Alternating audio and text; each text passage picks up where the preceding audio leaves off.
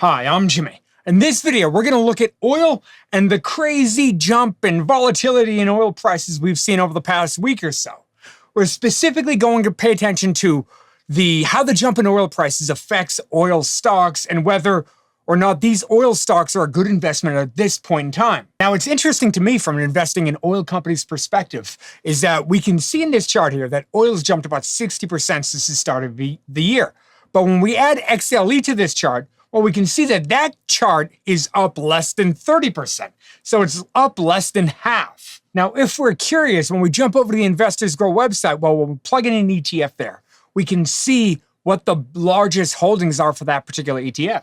We can see in this particular ETF, well, they have big energy holdings like ExxonMobil, Chevron, ConocoPhillips, and it goes right down the line. In fact, this ETF has 26 different holdings in it. So this brings us back to the price of oil. Now, clearly, oil prices have risen up with everything that's going on in the Middle East. And typically, the markets have a way of reacting very quickly to what they anticipate future events will do to, let's say, supply and demand of oil. So clearly, everything going on in the Middle East, everything from supply concerns and all of that is what is driving oil prices making them as volatile as they have been recently. So when we look at headlines like these, well, we might realize that there is in fact supply pressure, downward supply pressure, and that's what is causing the volatility in oil prices. Now, many of us might ask the questions, well, why are energy stocks not seeing a similar reaction with news like this out there?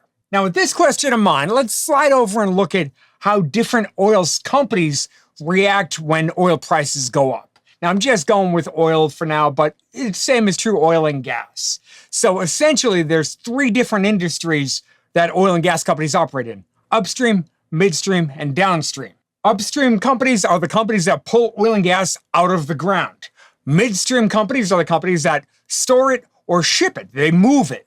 And downstream companies are the companies that they convert oil and gas or oil into, let's say, something like gasoline, and then they sell it. A lot of times downstream will be broken into marketing and refining. Refining converts it to gasoline or jet fuel or something like that, and marketing sells it at a gas station. Upstream companies are highly affected by the price of oil, as we could imagine. That is what they are selling their end product for. Midstream companies, they don't really care. They get paid for moving volume. The more volume that they move, the more money that they make. They're essentially the toll collectors of the energy industry. Downstream, well, oil is actually their input. They pay for the oil, they convert it to gasoline, and then they sell that. Their industry is a little bit more unique because oil is a cost, and gasoline or jet fuel or diesel, whatever they end up refining it into, is their end product. Now, for them, they actually go off something called the crack spread.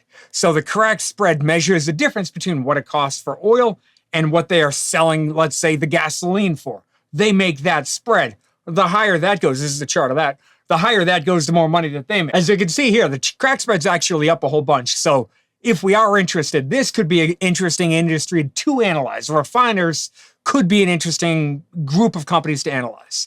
But for now, let's shift over and look at some upstream companies, which are more directly affected, at least in theory positively, by a higher price of oil. Now, I'm looking at a company called Occidental Petroleum. I'm only doing this one because I've done research on this company in the past, and I actually own a piece of this company. But as you can see, the stock is up about 30%, but we saw oil prices were up about 60%. So if we're analyzing an energy company, the first question we should ask ourselves is, what type of business are they in? Well, for this company, they are in upstream and midstream. In fact, when we slide over and look at the Investors Grow website to look at the different segments, well, we can see that the light blue here is midstream. That's 6% of the revenue. 94% of the revenue comes from the upstream business. So clearly, the higher price of oil is going to have a massive impact on their numbers. Yet again, their stock price has not moved as much as we might expect to see. Now, this is where things get a little bit interesting. So let's grab a few key numbers for Occidental, just to use them as an example. So in their last fiscal year, in fiscal year 2025, they had about $2.4 billion in profit, $4.1 billion in free cash flow. they paid a tax rate of 30%. This will be important in a second. And we can see that using a PE multiple, well, through 2025, their average PE multiple was about 15x. Again, we're going to come back to these numbers in a second. Now, the real question becomes, how important is rising oil prices to these numbers? How much will it affect it? If you've ever done a deep dive on one of these companies, you may already know that oil and gas companies actually, many times, they provide these numbers. Now, they may call them oil sensitivity numbers or cash flow sensitivity or profit sensitivity. There's no standard format to how they present their numbers since they don't have to actually report the numbers. Now, in the case of Occidental, this is a screenshot from one of their actual presentations for what they call cash flow sensitivity. Now, when you look at the notes on it, it's actually pre-tax cash flow sensitivity. And we're just going to focus on, for this example, we're just going to focus on if there's a $1 increase in the price of oil, that would impact their financials, their pre-tax cash flow sensitivity by increasing it by $240 million. Now, they also tell us that the average price that they paid for oil in 2025 was $65 per barrel. So they're not that they paid, that they received. So how much did they sell their oil for in 2025? $65 per barrel. Well, now, just for, let's say, comparison purposes, let's imagine that the volatile prices of oil stay high and maybe they're able to get $85 a barrel this time. Now, we can see that oil jumped up over 100, pulled back, was at 90 or so as of the recording of this video. But let's imagine that just for example purposes, that oil prices stay at $85 per barrel. Then the real question is, what will this do to their numbers ultimately? Now, just so we know, I'm also assuming that they don't increase production, even though with higher oil prices, many companies would try to increase production. I'm also assuming I'm not accounting for any increase in Brent oil or any increase in gasoline. I'm ignoring all of that. I'm just assuming the baseline WTI oil jumps by 20 bucks a barrel. Everything else costs and everything else stay the same. And logically, that would happen since they're doing the same operations. They're just able to sell the oil for more money with higher oil prices. So basically, we would take our pre-tax cash flow number of $240 million and we adjust it by their tax rate. Well, last year that was about 30%. So we're assuming the same thing. That would give us about $168 million for every dollar increase in the oil prices. So we multiply it by 20 because the $20 increase in the price of oil, well, that gives us an increase in profit of about $3.3 billion. So combining last year's numbers and this year's numbers, total net income would be about $5.7 billion. That would give us earnings per share of $5.81 per share. Well, now we're assuming that the PE ratio stays about the same, 15x, same as it was last year. We multiply by the new earnings per share, and now the fair value suddenly jumps to $87 per share. Right now, Occidental is trading at about $54 per share, so a $20 jump in the price of oil would give it a fair value of $87. By the way, I was curious, I calculated a $10 jump in the price of oil, and that would give them a fair value of $62 per share. So again, a decent upside to today's price. Now, this brings us back to the question, if an increase in oil prices would cause this type of adjustment in fair value, well, why hasn't the stock price increased even more than it already has? And this brings us back to time.